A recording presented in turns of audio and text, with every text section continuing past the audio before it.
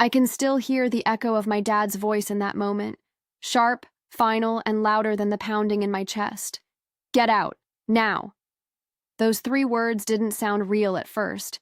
They felt like something you hear in a movie, not in your own kitchen, not from the man who once carried you on his shoulders when you were little.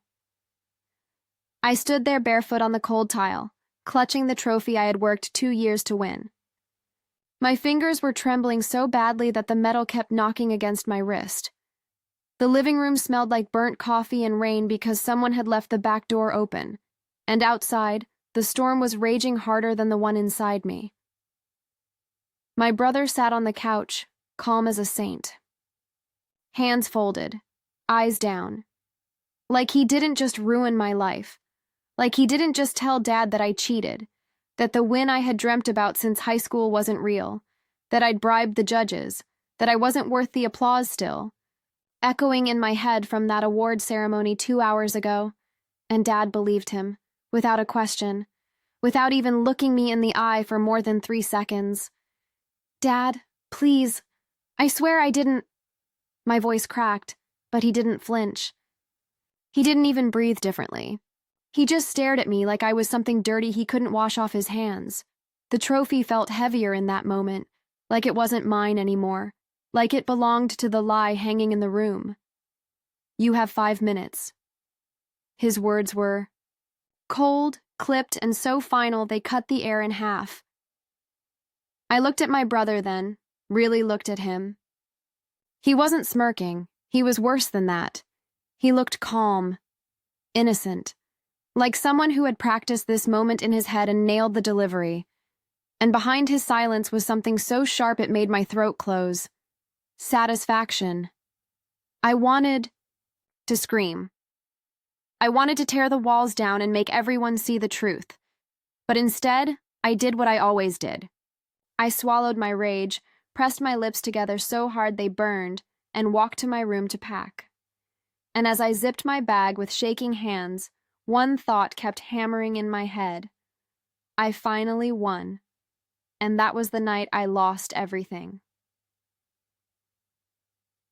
Before everything turned into a war, I used to believe in fairness.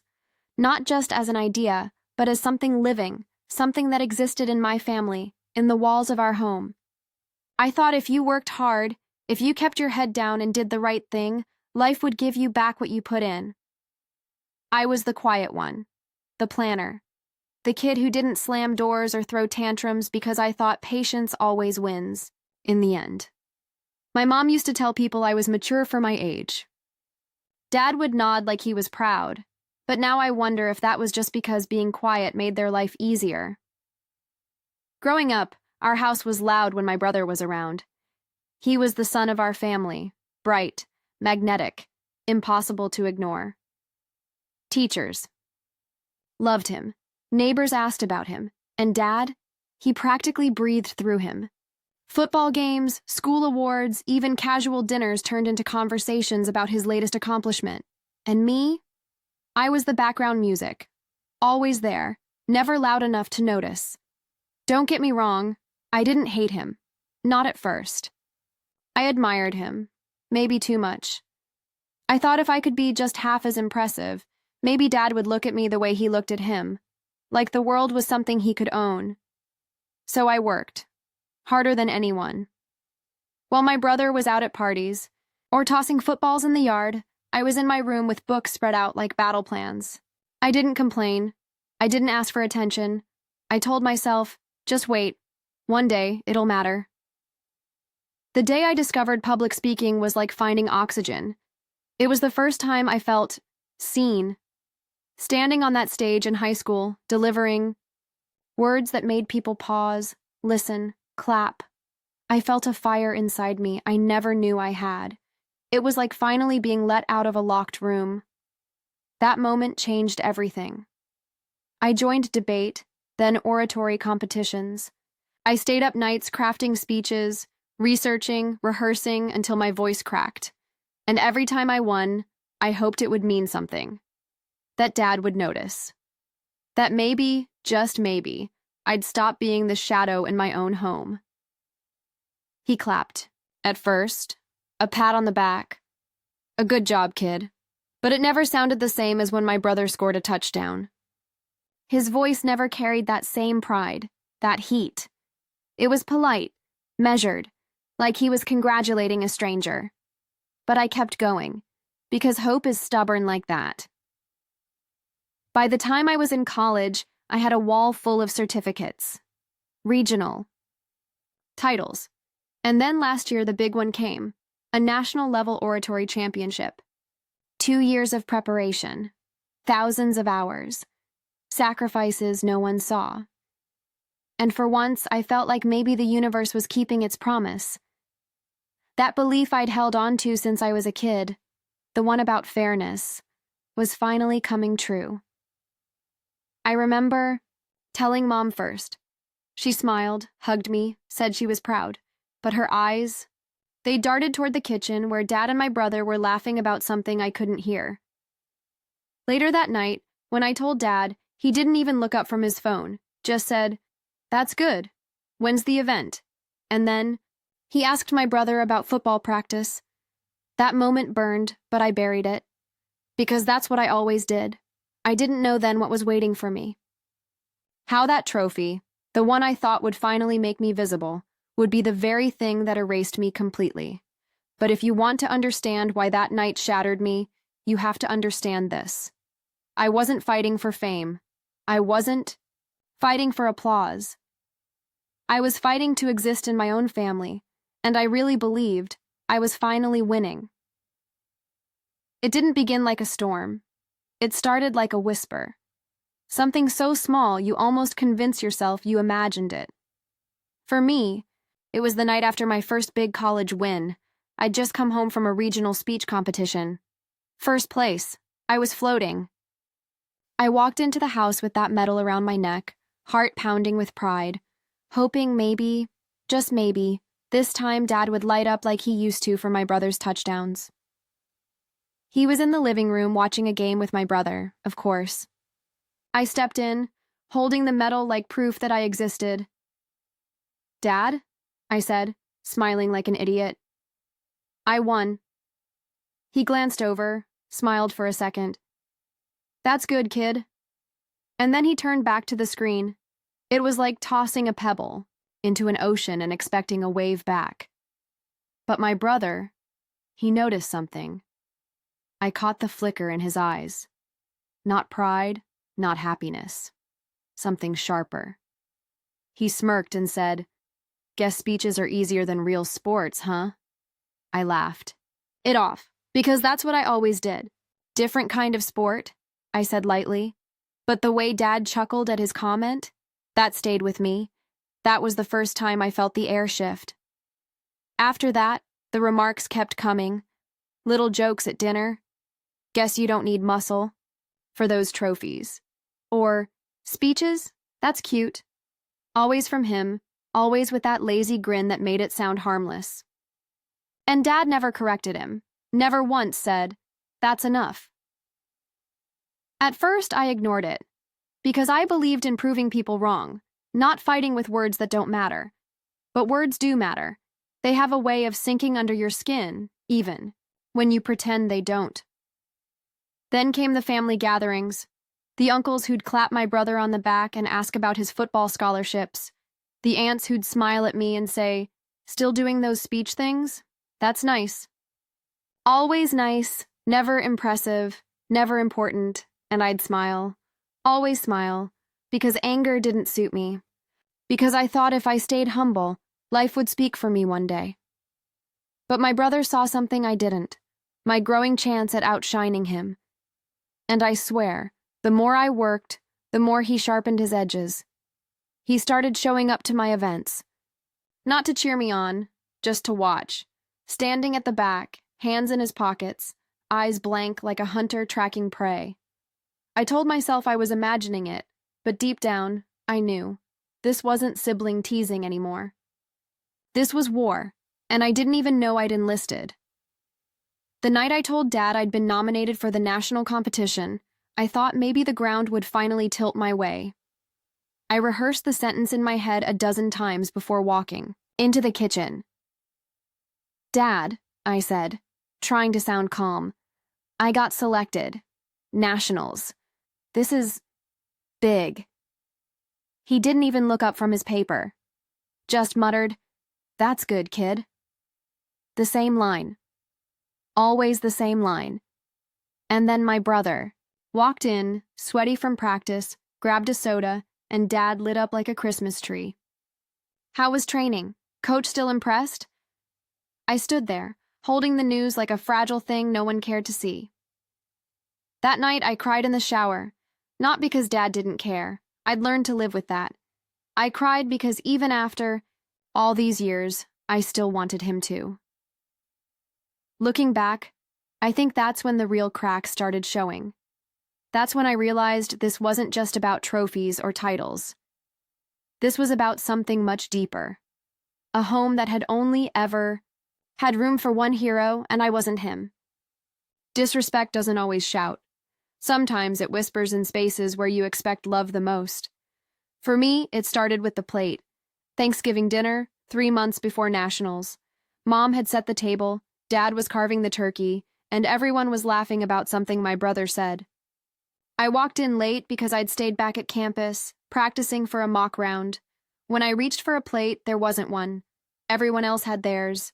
My parents, my brother, even his girlfriend who had shown up last minute. But not me. "Oh," Mom said lightly when she noticed me standing there empty-handed. "I thought you weren't coming for dinner. I told you to let me know if you'd be late." Her tone was casual, but something about that moment felt like being erased. Like I'd been an afterthought in a home where I should have been a priority.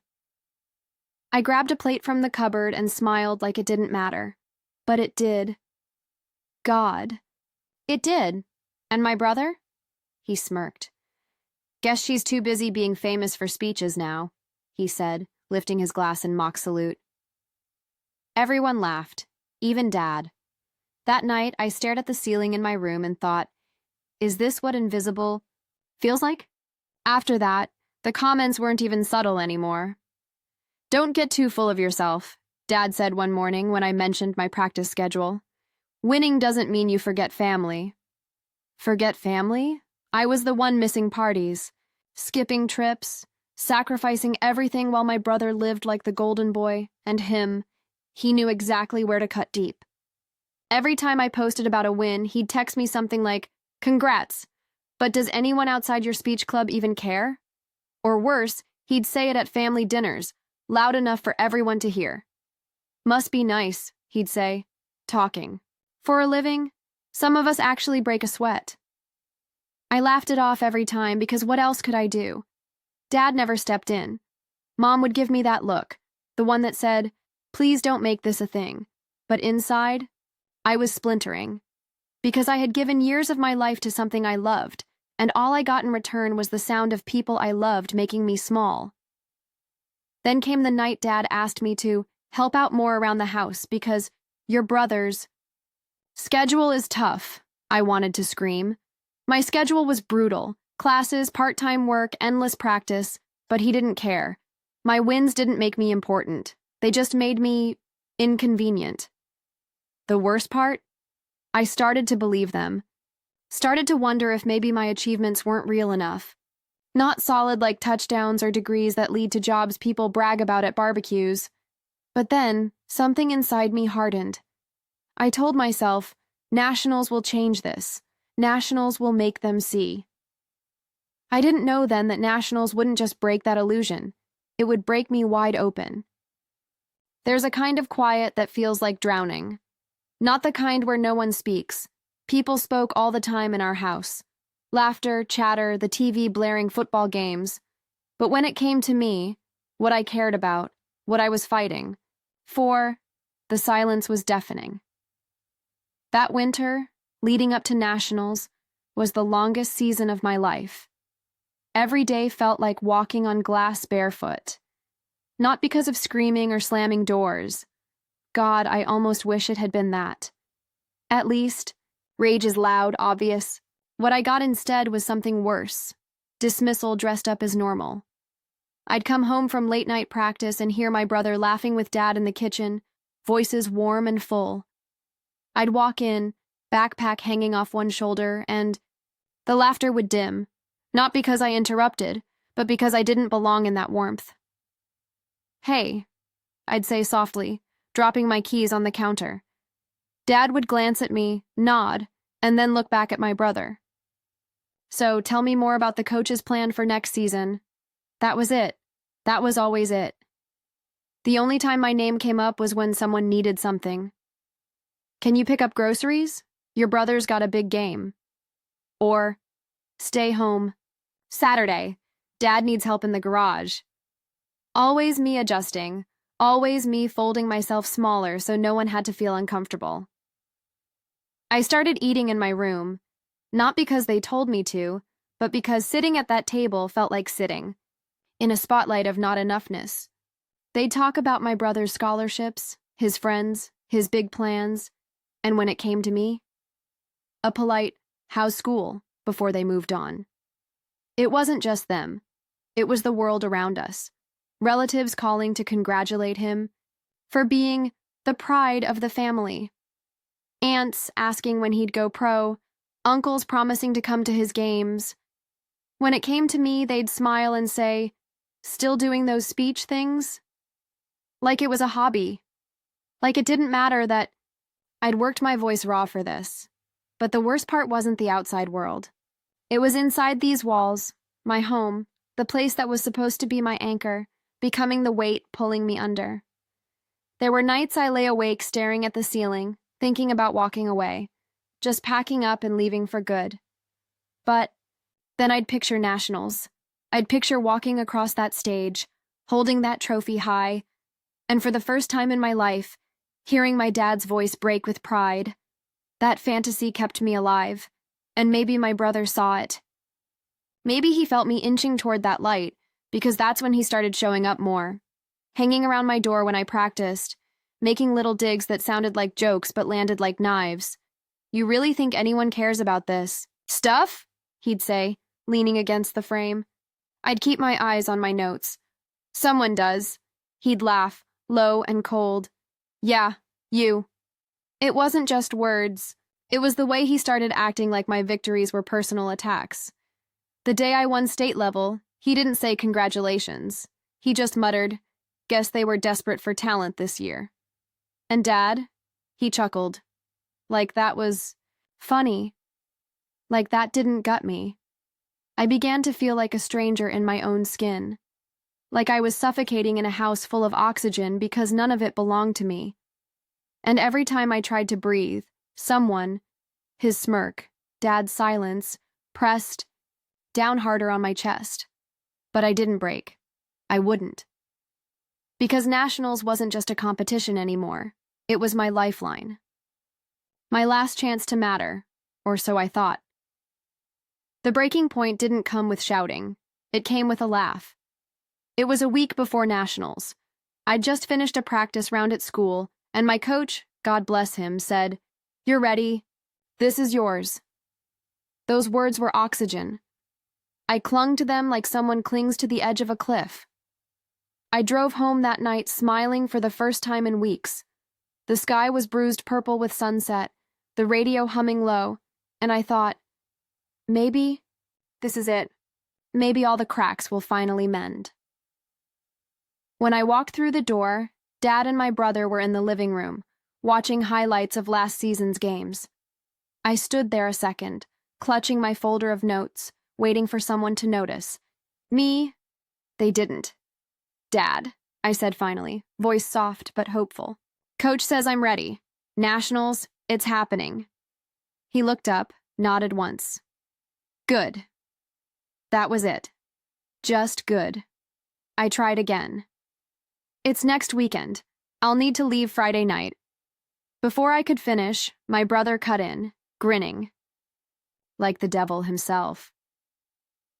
"Next weekend? That's when we're going to the lake house, right?" Dad's eyes flicked to him, and I watched his face warm like sunrise. "Oh, that's right. Family trip. Can't miss that." My stomach sank. "Dad, I can't go. The competition..." He waved a hand. "It's one event. There'll be others." I felt my throat close. One event? This wasn't one event. This was everything. 2 years of blood, bone, and breath. And they were acting like it was a school talent show. I can't skip this, I said, my voice trembling. My brother laughed then, loud, sharp, like a blade slicing through the air. God, listen to her. You'd think the president's waiting. For her speech, they both laughed. Dad and him, together, at me. Something inside me cracked. I stood there frozen, the sound of their laughter ricocheting in my skull. And in that moment, I knew. I wasn't just unseen. I was a joke. I walked to my room without another word. Shut the door. And for the first time in my life, I didn't cry. Not because it didn't hurt, but because the hurt had gone so deep. It turned into something else, something harder, colder. That was the night I decided I'd go to nationals no matter what, with or without their blessing. Because if I didn't fight for myself now, I never would, and I had no idea that decision was about to cost me everything. Nationals felt like a fever dream. I walked onto that stage in a navy suit that didn't quite fit right, my throat raw from weeks of practice, my stomach a hollow ache from too much coffee and not enough food. But when I opened my mouth, the words came like water breaking through a dam. The speech wasn't just lines on paper. It was my life, my rage, my hope, all spilling out under those hot lights. Every pause, every crescendo, every word. I poured myself into it like it was the last thing I'd ever do, and when the applause hit, God, I can still feel it. It wasn't polite clapping, it was thunder. It was the universe saying, see, you were right to fight. When they called my name as the national champion, I swear time stopped. I held that trophy like it was oxygen, like it was proof that I wasn't invisible anymore. Cameras flashed. People hugged me. My coach cried. For a few hours, I thought maybe the tide had turned. Then I came home. The house was quiet when I walked in. Too quiet. No congrats, no balloons, no dad waiting with a smile. Just the hum of the fridge and the sound of rain tapping against the windows. I set the trophy on the counter, hoping someone would notice, hoping for anything. And then I saw them, Dad and my brother, in the living room. The TV was off. They were just sitting there, faces tight. Dad's voice was the first cut. We need to talk. I froze. About what? He didn't answer. He just slid his phone across the table toward me. On the screen was an email. Anonymous. Short. Brutal. Subject. Cheating at Nationals body. She bribed the judges. Ask around. Check the receipts. My stomach dropped. What? What is this? Dad's eyes were hard, colder than I'd ever seen. Is it true? What? No. God, no. My voice cracked like glass. Why would you even think... Because your brother said he heard things, Dad cut in, his tone sharp enough to bleed. I turned to my brother then. He wouldn't meet my eyes, just sat there, calm, hands folded like a man at peace. You told him that. My voice shook. He shrugged, eyes still down. I just said what people are saying. You know how these things work. My heart was pounding so hard it hurt. People? What people? There is no people. That's a lie. Dad's voice rose. Watch your tone. That was it. That was the moment I realized this wasn't about truth. This was about sides. And I'd already lost. Dad, I whispered, trying to steady my breath. I would never do that. I swear on everything. He slammed his hand on the table. Enough! I will not have a cheater under my roof. The word hit like a bullet. Cheater. He said it like a fact. Like my years of work, my sleepless nights, my bleeding voice. All of it could be erased by a single lie. And then I saw it. The smallest thing, but it burned like fire. The corner of my brother's mouth twitching. Not a full smile, just a flicker. But I knew that face. I'd known it since childhood. That was satisfaction. That was victory.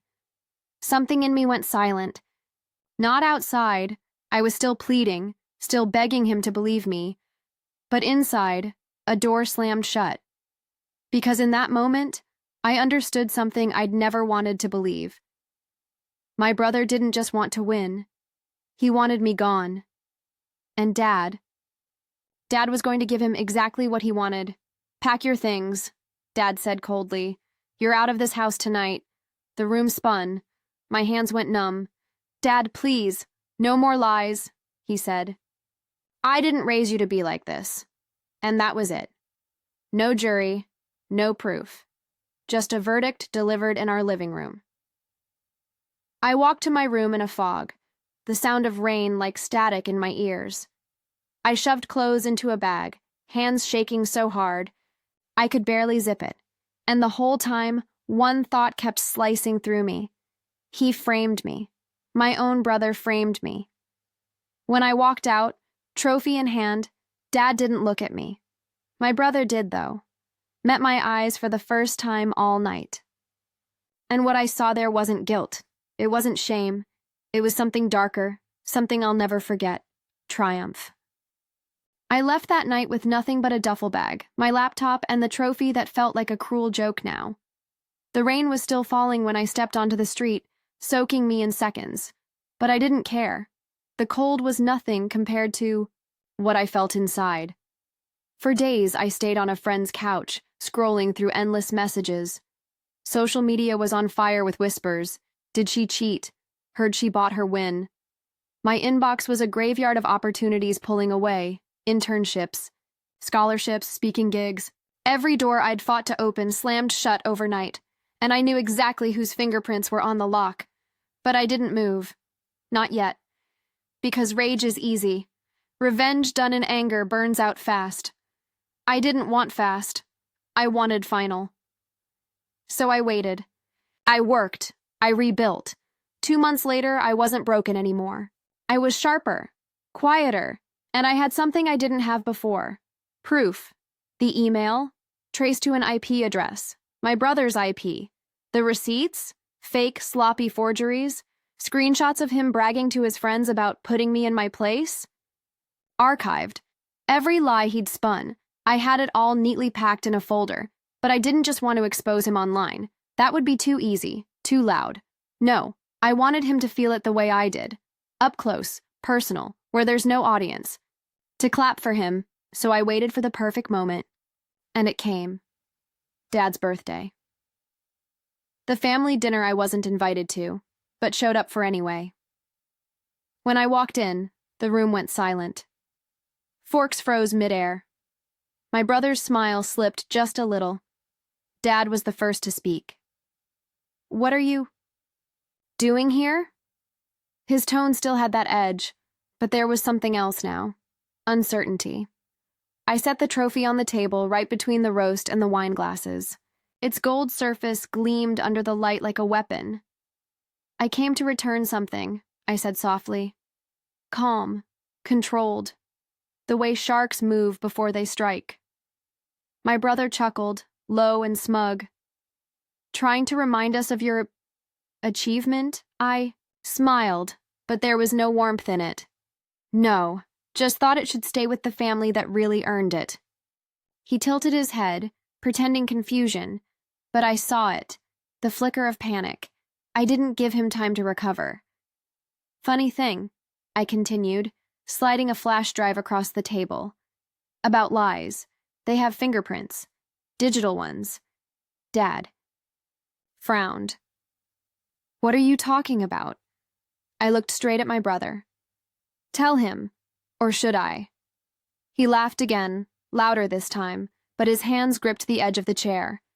"She's delusional, Dad." "Really?" I cut in, my voice still calm, almost gentle. "Because this little drive here? It's got emails traced back to your IP, fake receipts you photoshopped, screenshots of you bragging about framing me. Want me to pull them up? We can all watch together." The silence that followed was thick enough to choke on. Dad looked between us, his face draining of color. "Is this true?" My brother opened his mouth. Closed it. Tried again. She's making this up. No, I said, leaning in. I'm done being quiet. I'm done playing the villain in your story. You wanted to ruin me? Congratulations. You almost did. But here's the thing. You can't bury someone who learns to dig deeper than you. I turned to Dad then. You believed him without proof. You threw me out like trash for something I didn't do. And I could hate you for that.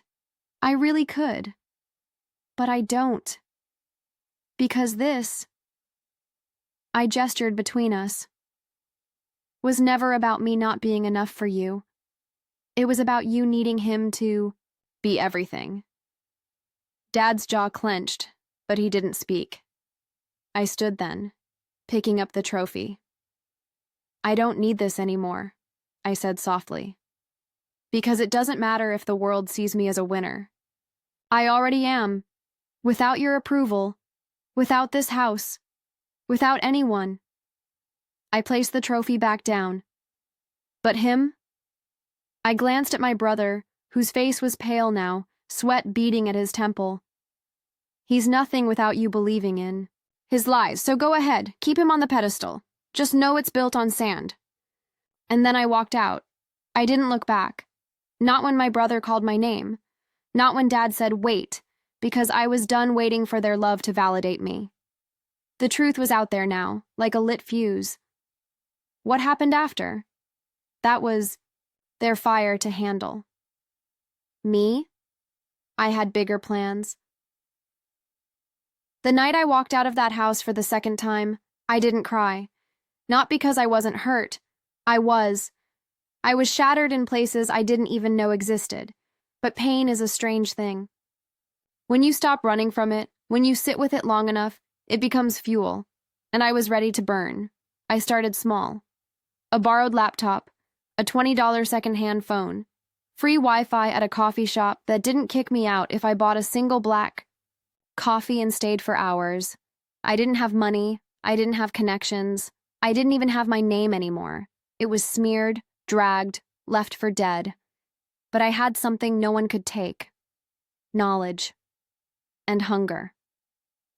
I opened my laptop and typed one question into the search bar. How do you build an empire from nothing? And then I didn't stop typing for months. I devoured everything.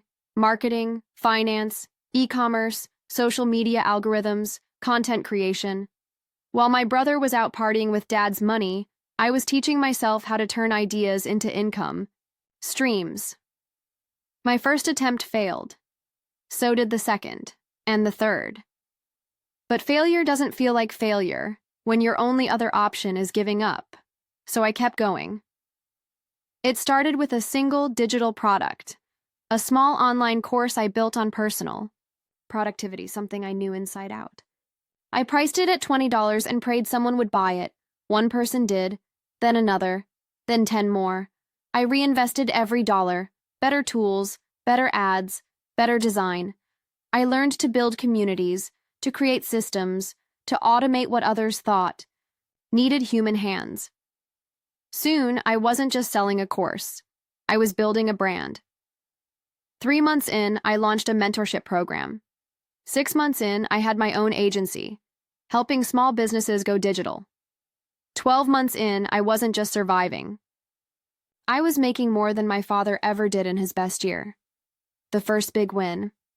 I'll never forget the day I walked into the glass office of a Fortune 500 company, not as an intern, not as an employee, but as the CEO of the agency they just signed for a 6-figure contract. I walked out of that building and sat in my car for a full hour, just staring at the city skyline. Not because of the money, though that mattered, but because for the first time in my life, I felt something that no medal, no applause, no father's approval ever gave me: freedom. And then came the headlines. They wrote articles about me. Podcasts wanted interviews. People started calling me the girl who turned betrayal into a business empire. I laughed when I saw the first headline like that. If only they knew how many nights I spent crying into a pillow on a stranger's couch, but I didn't correct them. Because that's the thing about power, it's not about what people think happened. It's about what you do next.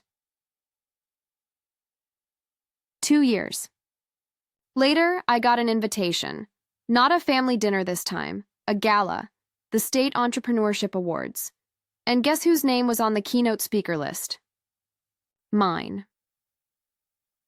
I walked into that ballroom wearing a dress that cost more than my first 3 months of rent combined. Cameras flashed, people smiled, hands reached out to shake mine, and then I saw them, my father, my brother, standing near the back like ghosts who didn't know if they were welcome in the light. For a moment, time froze.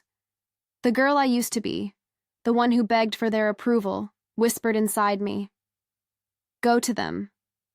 Show them you made it."